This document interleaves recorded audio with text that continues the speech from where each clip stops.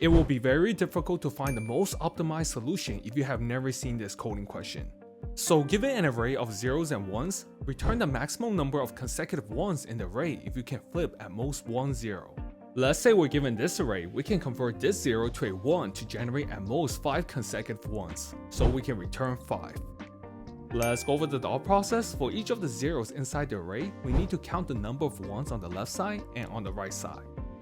What we can do is to create two variables to keep track of the number of ones on the left and right side.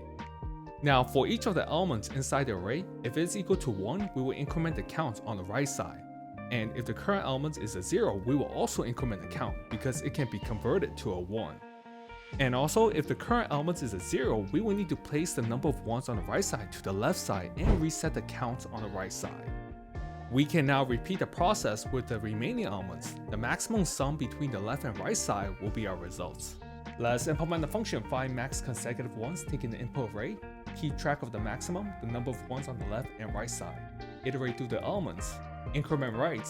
If the current element is 0, set left to right, reset right to 0, update max if left plus right is greater, return max.